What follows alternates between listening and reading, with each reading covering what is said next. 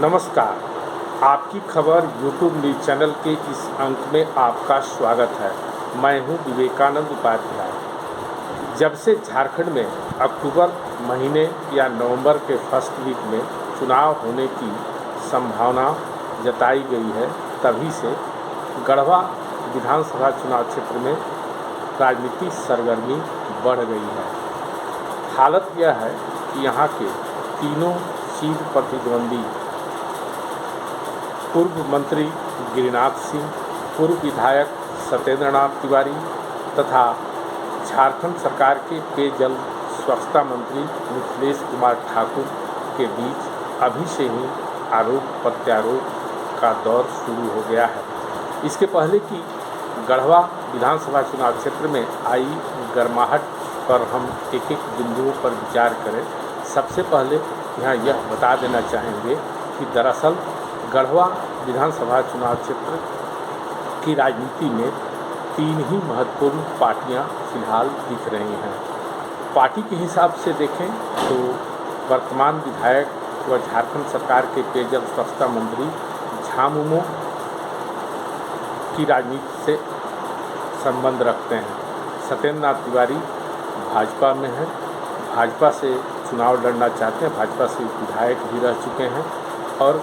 गिरिनाथ सिंह वैसे तो लालटेन थामकर आरजेडी में चले गए हैं, किंतु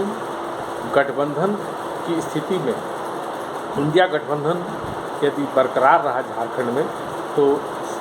लालटेन से टिकट नहीं मिलने के कारण, सिटिंग मीटिंग के कारण, झामुमो की दावेदारी के कारण वे अभी से ही निर्दलीय ही चुनाव लड़ने की तैयारी शुरू कर दिए हैं, क्योंकि एक एक कदम ठुक कर वे चल रहे हैं और अभी से यह मानकर चल रहे हैं कि यदि गठबंधन, इंडिया गठबंधन का बरकरार भी रहा तो वे इस बार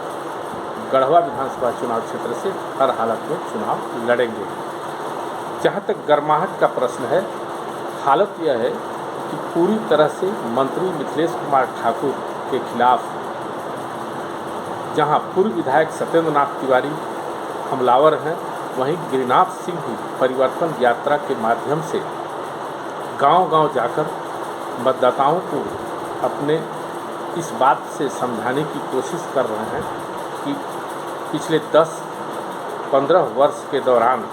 वे जब से विधानसभा चुनाव की राजनीति से अलग हुए हैं, क्षेत्र का विकास नहीं हुआ है, भ्रष्टाचार पूरी तरह से व्याप्त है। प्रखंड, अंचल कार्यालय हो या कोई भी सरकारी दफ्तर, यहाँ तक कि पुलिस महकमा में भी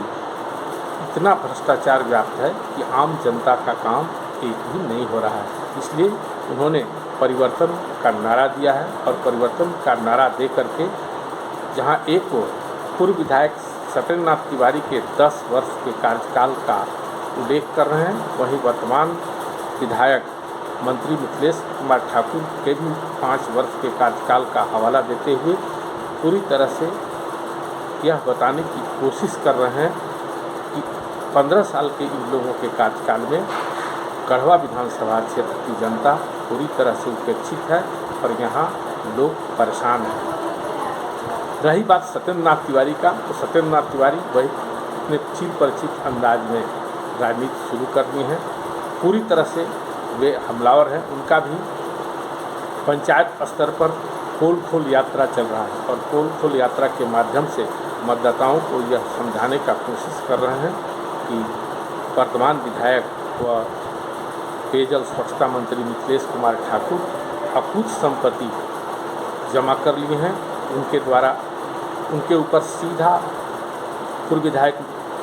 सत्येंद्र नाथ तिवारी का आरोप है कि मिथिलेश कुमार ठाकुर ने औने पौने दाम पर यहाँ भारी मात्रा में ज़मीन का रजिस्ट्री कराया है और संपत्ति और खनन के क्षेत्र में अपना साम्राज्य स्थापित कर गढ़वा में अपराधियों को बढ़ावा दे रहे हैं। इस तरह से जहां पूर्व विधायक सत्येंद्र नाथ तिवारी तथा पूर्व मंत्री गिरिनाथ सिंह दोनों